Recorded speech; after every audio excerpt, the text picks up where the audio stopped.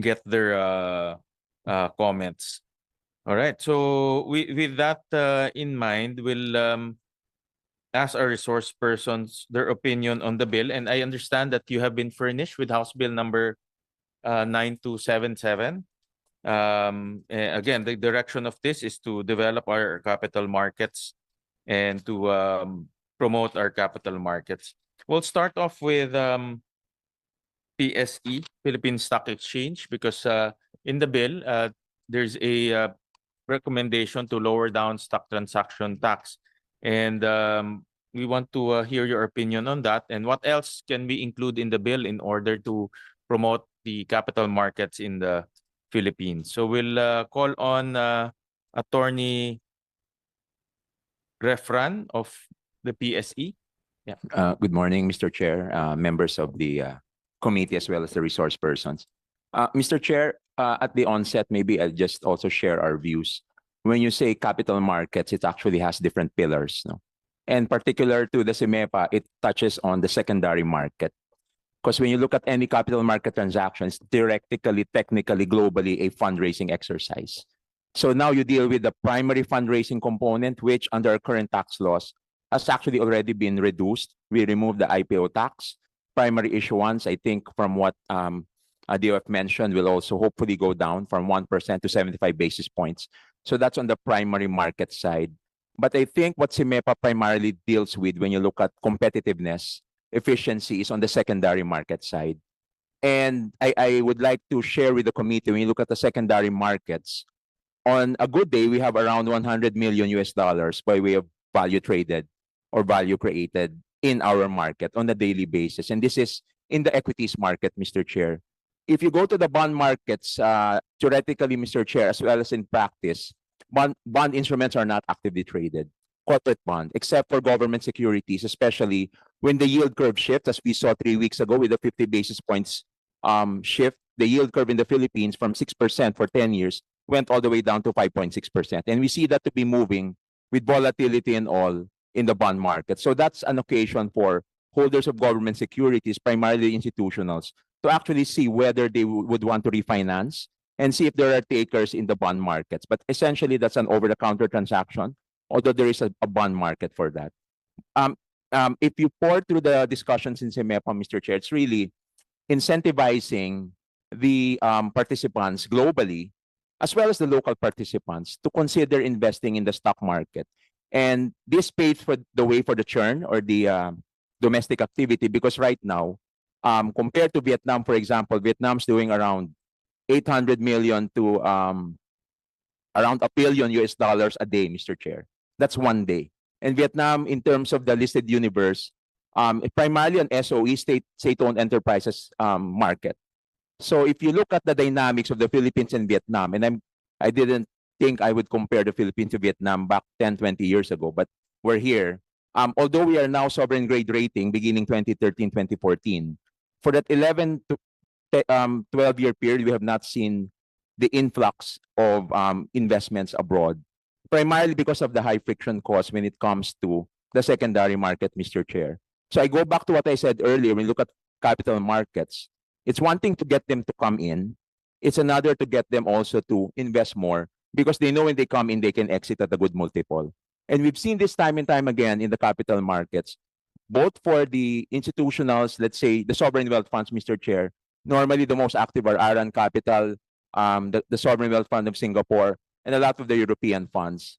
But they are now thinking of, it's a very costly market to allocate resources to, not only because with 100 million daily activity, that's just too much work for a lot of participants, Mr. Chair. So tying up all those concepts, the moment we're able to reduce from 60 basis to 10 basis points the transaction tax, we're now going into a territory where we've seen in other markets, like the most comparable, Mr. Chair, is what the Taiwan Stock Exchange did. They used to have 30 basis points, and they have that to 15 basis points.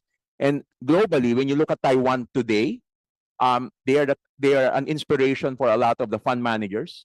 Their ETF scene has really boosted because of more than 150 ETFs, Mr. Chair. We only have one ETF. Because in ETF, the creation redemption process deals a lot with the friction cost. No? And it's not just the primary, but also the market making activities, which partakes of a secondary market, Mr. Chair. So in the case of Taiwan, their multiplier in terms of average daily volume increased by 3.3% over a 5-year period. Of course, it's not immediate, but over a 5-year period, Mr. Chair, the revenue losses they were able to recoup primarily because not only did their market value increase, but the attention that they got from the foreign, but more especially the domestic. Out of the 22 million Taiwanese population, Mr. Chair, more than half are actually investing now. And when we have our dialogue with our peer exchanges, Taiwan has 2 exchanges, the Taipei Exchange, the Taiwan Stock Exchange. It's really the transaction task that they saw to be a big pivot in their market. So going back home, we're also doing a lot of retail participation activities via, let's say, the e-wallet or online mobile platforms, Mr. Chair, whether that's Maya or GCash. So the goal is really to bring down on the cost basis and the entry point for a lot of our investors domestic.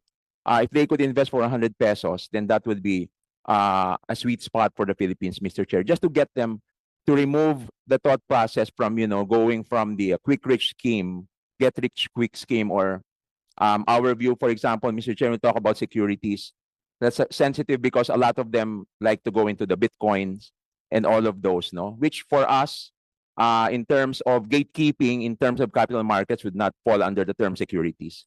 So, Mr. Chair, when you look at capital market efficiency, there's a lot of moving parts, but CIMEPA addresses a very salient and a very clear impediment for development, which is the tax on the secondary market. At 60 basis point, nowhere else in the world do we have a 60 basis point presumed gain because it's a transaction tax on secondary market activity. And I think when you look at the overall development of the capital markets today, as we are working with our regulator, the Securities and Exchange Commission, to develop a derivatives market, Mr. Chair, these are the more important components of a capital market activity for the foreign and the domestic to participate.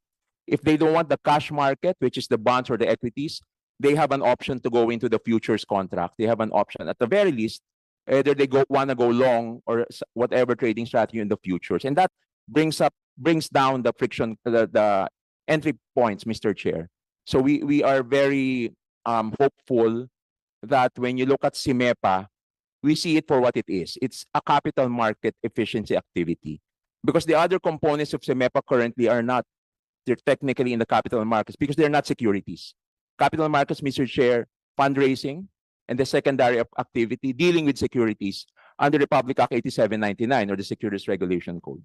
There are a lot of laws that are indeed participants in the capital markets, but to say that they are also probably, as mentioned by Mr. Chair, given the time constraint, it might be a good quick win. And I believe the DOF also sees the urgency, and the LEDAC probably shares that view, Mr. Chair. And this early, Mr. Chair, as a final point, there are a lot of other securities financing transactions that would revolve heavily on the base friction cost. Because in the multiplier effect is not just on the secondary trading. Globally, investment banks, as well as other institutions, would like to take positions where they can hedge. And then that's going long on any investment. They want to hedge their exposure. And so in our space, when you look at capital market development, if we could allow them to hedge at a friction cost that would probably compete with, let's say, Hong Kong, Singapore, Mr. Chair, or Thailand for that matter, Mr. Chair, then that actually is a very big narrative, compelling narrative for Philippines Inc. This is not just for PSE, but really it's Philippines Inc., Mr. Chair. And we believe this is really a long-awaited implementation or efficiency measure. Hopefully, Mr. Chair, with our investment grade rating still stable. In fact, we got an upgrade from a Japanese rating agency early on this year. And we also see the government reaping the rewards, Mr. Chair, in the bond markets. When they are pushing for sustainability bonds, I think the spreads were very tight when you look at the pricing finally of the 25-year government bonds, as well as the 10-year government bonds. So this is the activity, Mr. Chair, that we're seeing having a ripple effect because it impacts the jurisdiction itself on a sovereign rating basis. as well as the other components of the capital markets, particular to the bond markets and the equities market, Mr. Chair. Thank you, Thank Mr. you, Chair. Attorney, for that comment. Uh, in the proposal, in the SEMEPA proposal, it proposed to reduce stock transaction tax. Is that enough already to promote capital markets in it, particularly equities? Let's Right, talk Mr. about Chair. equities first. Based on your experience, is that enough to It's boost the equities market? Mr. Chair, it's going to be a very big push in terms of especially the big funds considering the Philippines for purposes of allocating their capital on a daily basis, Mr. Chair. It's not 100% silver bullet because there are a lot of other incentives being provided by foreign jurisdictions when it comes to, let's say, exchange traded funds, Mr. Chair, because the concept of an ETF, while it's structured as a corporation, it actually tracks the payoff mechanism of an underlying asset. It's theoretically a derivative, and when it's traded, it's primarily for purposes of providing, let's say, the market makers enough incentive because it provides liquidity, Mr. Chair. So you want the Filipinos to think of the market as a market for them to be financially independent on a long-term basis. And ETF should be first and top of mind for them, other than, let's say, an REIT that we have right now, Real Estate Investment Trust. Also with yields going from 6 to 7%, Mr. Chair, on a year-on-year basis, pursuant to Republic Act 9856, I don't think that's an instrument that Filipinos should just gloss over. Where you look at the bond markets are going, as I mentioned earlier, on the government bond, maybe 5.6% on a 10-year basis. So if we'd be more than happy, Mr. Chair, to give others, especially just really to mirror and hopefully it will not be, it will actually be accretive to the revenue efforts of government. No, we don't want also to further dilute the revenue collection of the government because we are now targeting these instruments where there is no activity. As I mentioned, Mr. Chair, we only have one exchange traded fund, and that is the FMETF, launched back in 2014, 10 years ago. 10 years later, we're still where we are at for that instrument. There's no liquidity, Mr. Chair. Any given day, probably would get liquidity there of anywhere from maybe 5 million pesos, which is nothing, Mr. Chair. We're looking at a market with our domestic market cap, 16 trillion today, Mr. Chair. Almost together with the foreign, almost approximating our national GDP. So right now, if we provide some other incentives for that, it's actually generate a lot of activity because we're getting 100% of nothing today when you look at the exchange traded fund. But we are working very closely because this is where a lot of the funds also represented in this hearing would probably be best suited to consider, Mr. Chair. Because us, when we come up with indices, we believe that it has to be tailor-fitted to the asset management industry. If you want high dividend yield, if you want a monthly paying dividend yield. So that's really a very big political message also for the Filipinos. No, it's like they get a second, third job with that. And we believe that ETF market is very powerful, Mr. Chair. So the ETF space, Mr. Chair, if we could also provide for other incentives, no? Because it's, as I mentioned, we have it, we have one, but the experience with that is that although with the documentary stamp tax reduction proposed by the DOF from 100 basis to 75 basis, that's going to also bring it down further in the creation process. It's like a DR, this depository receipt, but this is easier understood from an investing perspective, Mr. Chair. So with the STT reduction, and we'd just like to further clarify that when it comes to exchange traded funds, there might be a sunset provision if they could also enjoy, for example, other benefits, just for purposes of getting the ETFs also off the ground, Mr. Chair. In general, this would allow for a more innovative market because we can come up with a lot more products that we are not inventing, Mr. Chair. I always tell our team that, you know, it's one thing to invent, but you have to speak the same language, and we have to speak the language of finance and the language of business globally. It cannot just be centered on the Philippines, no. Because in the end, Mr. Chair, we're competing against other markets, and as volatile as markets are now, if we see our market at 7,450 today, with a blink of an eye, it can go all the way back to where it was, very low levels, Mr. Chair. So I think we're always 2, 3 steps behind, and we really feel the urgency. So our appeal is if we could actually unbundle to the extent that really the capital market securities also get that boost, hopefully sooner, Mr. Chair. Proposal in the original PIFITA, I'll just show it on the slide. Yung taxes on financial transaction, COMSEC. Original issue of certificate of stocks, sales agreements to sell. In the original PIFITA, there's a proposal to lower it down, the DST. Will this also help in the promotion of the equities market? Definitely, Mr. Chair. Back in This one, ito. We'll just show it. and we've seen that, Mr. Chair, when the original issue of DST was halved, from 2 pesos to 1 peso for every 200 par. Except that over time that has been restored. So it's now at a level where it was actually double from where it was, which was for the primary issuance, 2 pesos for every 200. We brought it down, Congress brought it down to 1 peso for 200. And then the secondary from 150, it became 75 cents for every 200. But now we're back to square one. So any reduction, Mr. Chair, we've seen this back in mid-2000, beginning 2005, 2006. And the markets really picked up because of that halving of the doc stamp, both on the primary and the secondary. Although in the secondary market, beginning 2009, Congress deemed it best to already remove the DST on the secondary transaction. So definitely, Mr. Chair, on the primary market, that reduction will really bring us also up to speed on the primary issuance, Mr. Chair. And this will be for the original creation of common shares, preferred shares, and other equity-like instruments, Mr. Chair. Step 1, diba? Original issue of certificate of stock. This is basically, this is IPO, no? So this is step 1.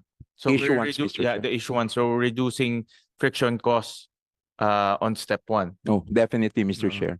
Yeah. All right. And then let me ask ASEC,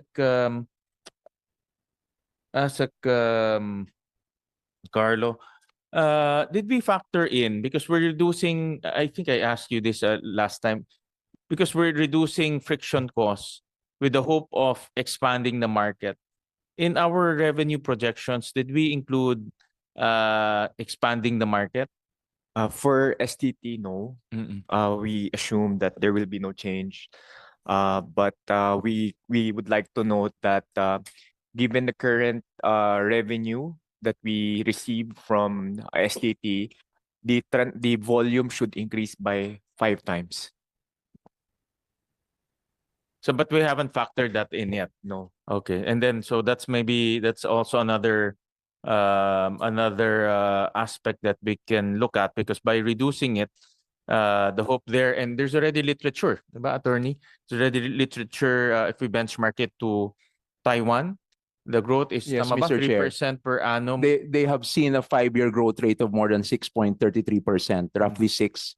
But the levels at which they are now is still bigger at around more than 3 times compared to prior to. So the 600% increases on the daily volume traded, Mr. Chair, over a 5-year period. And then if you look at their market cap, they've increased by more than 300% on the totality basis, Mr. Chair. But the churn there is that average daily volume, because that's where government collects. STT is collected at source, Mr. Chair. There are collecting agents embedded based on the BIRRR, so that the investors actually don't have to anymore worry themselves with that. Earlier also that the Taiwan experience is they reduce stock transaction tax, but because of the increase in volume, they managed to recover it in a short period of time in terms of absolute collections. No? That's correct, Mr. Chair, because any market that you talk to right now and you look at, let's say, Taiwan as an asset management company, or the regional brokers, for example, not necessarily the domestic brokers. Regional brokers favor Taiwan right now because of a lot of the ETFs that have been born out of the reduction from 30 basis to 15 basis of their transaction tax, Mr. Chair. Vietnam right now offers a 10 basis point transaction tax. We are the highest at 60 basis point. The others, other ASEAN markets, Mr. Chair, let's just focus on the six countries in ASEAN: Singapore, Malaysia, Thailand, Vietnam, Indonesia, and the Philippines. Very few, as in fact, only Indonesian Stock Exchange, the Philippine Stock Exchange, and Vietnam would have transaction taxes. So if we could at least bring it down immediately to the level of Vietnam, we pray also that when you look at the multiples in Vietnam, Mr. Chair, we could do 600 million a day, if not a billion a day. Wow, that's really going to open up our country to a lot of, especially in the MSI's Emerging Markets Index, Mr. Chair. The Philippines account for roughly 0.07%. That's very negligible when you look at the other ASEAN countries. And the moment you're in that MSCI EMI index, that's actually the best news for any listed company in the Philippines because it attracts a lot of the passive funds globally. And a lot of the funds right now are more on the passive funds rather than actively traded funds, save for the private equity, the hedge funds. So because you can't beat the market, that's something that a lot of investors also already appreciate. So if we could get into that narrative, Mr. Chair, and anytime JP Morgan was here 2-3 weeks ago, and we were discussing with them how we could probably more improve the standing of the Philippine market, both on the bond market and the equities market. And the SCT is always a point of concern for them, Mr. Chair, because it's really just an expensive market for us right now. And we can turn that around the same way we're seeing probably other countries were very quick on the draw when it came to being more competitive on the friction cost, Mr. Chair. Thank you, Attorney. I'll jump to a related topic. The role of insurance companies. What is your view on the role of insurance companies to the equities market and your experience in that respect? So, Mr. Chair, insurance companies are big institutional investors with ultra long-term investment horizons. And we see them participate like the same way pension funds do. Although pension funds right now do a reallocation when it comes to the equities market. I'm not sure if in the investment philosophy in terms of the allocation among asset classes, if insurance companies would also dedicate a lot more for the equities market, because I imagine on a liability matching perspective principle, they want to match liability together with their investments. So this is going to favor heavily on the fixed income markets. Although there might be money left on the table because the returns are being given, especially where yields are going down the bond markets in the equities market. But volatility aside, Mr. Chair, we feel that insurance companies are very active in it comes to fundraising, which is the primary market in terms of the IPO, primarily through also their asset management companies. They do have their own asset management companies for the mutual funds and the UITFs. And some of their products, such as the VOLs, although not defined as securities under the law, are actually tracking a portion of the VOL premium are tracking they're like collective investment schemes, Mr. Chair. Although theoretically they are structured under the revised insurance code as not as securities, but as bank assurance products but we feel that for example, the securities borrowing lending business, this is one of the securities financing transactions that we want to get off the ground, Mr. Chair, to pair with short selling. We launched a short selling initiative, and that cannot work if there's not a lot of securities lending agents. Insurance companies may be natural lenders because of a lot of their idle securities. These idle securities can give them returns if they participate in the lending business. And this is structured already globally, Mr. Chair. And other markets, including Taiwan, by the way, is a very active securities borrowing lending business. And the same with Singapore, the same with Malaysia. So insurance companies for a lot of products may be keen to participate, including the lending agency business, because they're long-only assets. Rather than being idle, they could also participate and earn an income stream or a yield. Maybe on average, Mr. J, it's not going to be a lot, depending on the lending term for securities lending, but depending on the security, it could give you at least 1 to 3% on an annual basis compared to nothing, Mr. Chair, on their idle. But on the trading side, I would not imagine them to be very active in the trading space because of their investment horizons, very long only. Although I'm seeing a lot of pension funds, government, as well as private pension funds also realizing that the money being left on the table is something that they could also probably pick up on. But Mr. Chair, the insurance business is very much also a participant primarily in the primary market, not so much in the secondary, for the reasons I mentioned, Mr. Chair. Do you see, based on your experience and from literature, if we promote the insurance market, meaning improve the penetration rates, get more people to buy insurance and therefore pay premiums, and from what we see in the literature, those premiums end up in the equities market as well as the debt market and other asset classes. But definitely some portion of that will end up in the equities market. Is that the same experience that you are is that the same trend that you are seeing based on your experience? We have not seen in other markets, Mr. Chair, let's say the situation where we are in right now, but with an increase in the investable funds, the dry powder of these insurance companies would definitely increase. Except that in terms of their investment philosophy, they're being ultra long-term, Mr. Chair. The safest haven assets would probably be on the fixed income space because you don't lose the principal. And depending on the security, maybe the government security or even the highly rated corporate notes would probably be their investment of choice, Mr. Chair. But we do have also REITs that are actually not just on paper, but in reality by law, they're actually bond-like, Mr. Chair, because while there is no assurance that you will get back your principal, there is a guaranteed by law requirement for the yields, because we will delist them if they do not give dividends on a yearly basis. And the beauty for an REIT is they get deductibility for dividends paid, which is not in any other company under our tax laws, Mr. Chair. Only REITs get a deduction for actual dividends declared. So in exchange for their commitment by law, mandated by law, to declare dividends, which is bond-like in essence. So you get 6-7%. Some REITs even return 8-9%, depending on the market price, Mr. Chair. And that's something that really gives a lot of returns to long-only funds, Mr. Chair. How about the debt market, attorney?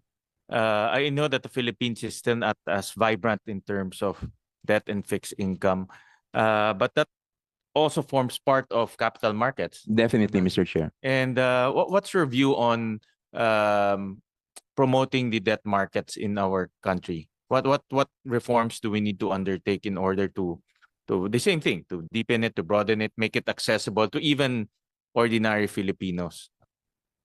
No, Mr. Chair, when you look at our debt markets, primarily it is a market where for the retail participants, they only get to participate primarily through the asset management companies or the trust companies, simply because the very nature of a debt market of a bond instrument rather is that you buy and hold that instrument. And anytime you want to refinance that because of changes in the yield curve, the normal practice is that I will offer you a replacement. And this happens when a corporation redeems or calls an on-the-run bond instrument. Let's say on the third, fifth year, normally there's a redemption clause. And we buy that back because it's now so expensive for them to continue to pay the interest throughout the term of the loan. Normally there will be another instrument that existing investors can put their money in. So it's really buy and hold. For a lot of the individuals, the Filipinos, they do participate in the bond markets indirectly through, let's say, the mutual funds, whether it's a balance fund or it's a dividend yield fund.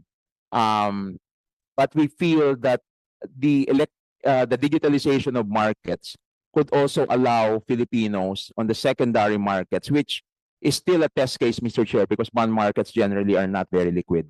Only the government securities market, you'd see a lot of liquidity, but because of the tenors and because of the on-the-run securities. But for the corporate notes, it's really buy and hold, unless there's really a major refinancing issue, Mr. Chair. So with the digitalization efforts of a lot of stakeholders for the bond markets and the equities market.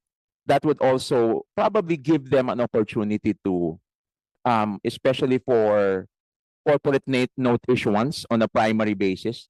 This is like the IPO, but in the bond markets. And this is where we're seeing record highs in the bond market today because of the volatility of the interest rate. They could participate there, Mr. Chair, again, through their brokers. And if that could also be like what we do in the exchange, we allow them to participate online via a mobile app so that they don't fall in line anymore. And they feel that they're also able to participate in these good offerings, Mr. Chair. So bond markets are a much bigger market compared to the equities market. On the secondary basis trading, however, they are not actively traded. But I guess, Mr. Chair, to your point, participation there is when you see them to also be more aware of what it represents compared to, let's say, a preferred share. Because sometimes when you go around, preferred shares are being sold to retail investors.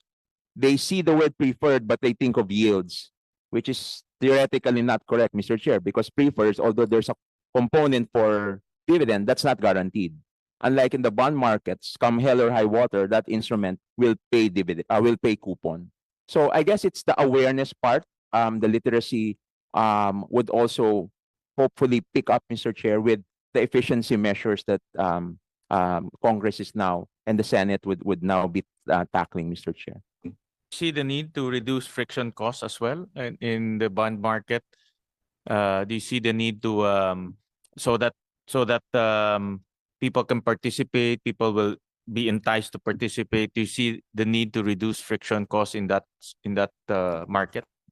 Thank you, Mr. Chair. I believe that any reduction in the friction cost, especially for the bond markets and the equities market, would have a multiplier effect, as we have seen in other cases where in the Philippines we did provide for certain incentives for capital market products, Mr. Chair. So that's really the same scenario for the bond markets, because the thought process and the effort required for a lot of the hedge funds who are now very active in ASEAN, Mr. Chair, would also be the same thought process when they look at asset allocation across alternatives within a jurisdiction and across a region and even globally, Mr. Chair. So the same considerations, risk-reward profile, Mr. Chair, of a particular jurisdiction, as well as particular security would be considered. So the payoffs would always be offset against the cost to invest, as well as the ease in which I can exit the liquidity, Mr. Chair, which is not just a function of volume, but a function of time. If you are liquid today, but I need to exit yesterday, you're not liquid. Liquidity is a function of two types, Mr. Chair. Time, how fast can I exit? Can the market absorb? So the absorptive capacity of the market is what we're also growing, both in the bond market and the equities market, Mr. Chair. Thank you for that, Attorney. Well, I'll jump to another industry, and this is the insurance industry, because in the Senate proposal, although we haven't really released that to the public, we included the insurance industry in the bill because we view that the insurance industry is a vital component in the promotion of the capital markets. In concept, the premiums that are being collected obviously will be invested in different asset classes depending on the need of the insurance company. So we want to get their views on we want to get the views of the insurance industry in relation to the capital markets, because that's the direction that we are pursuing. So we'll call on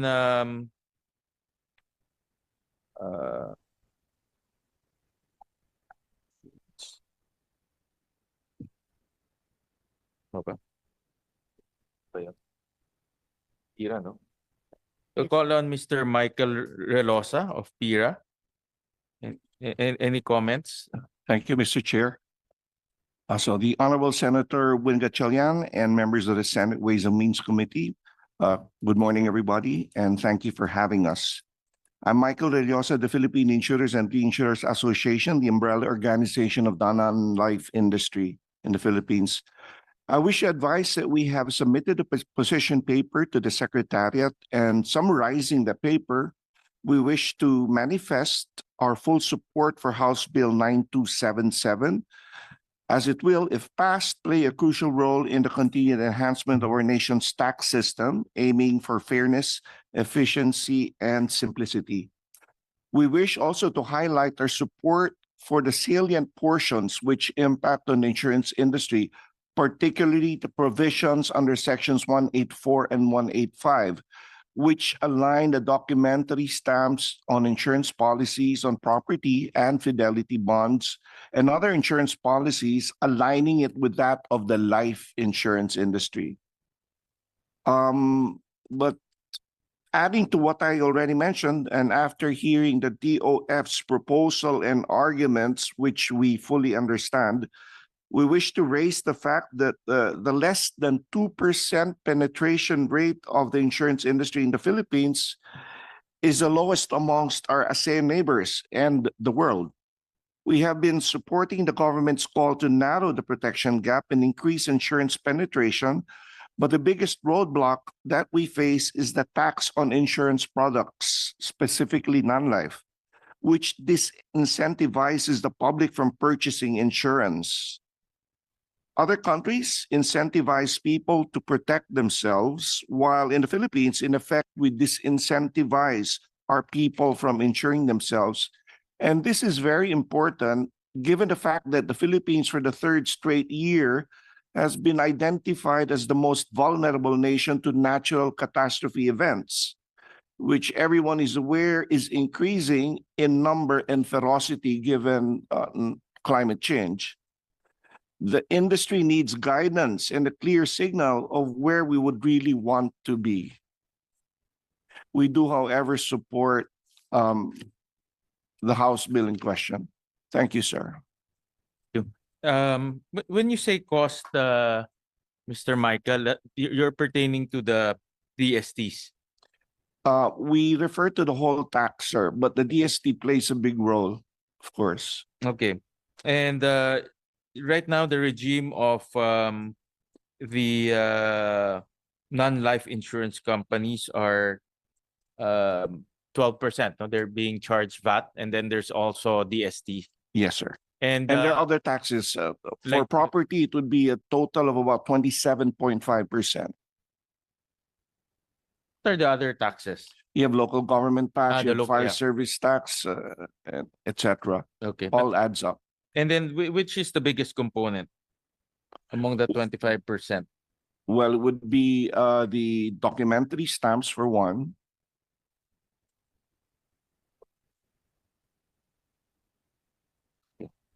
All right. We'll talk about that later on. And then I was asking si attorney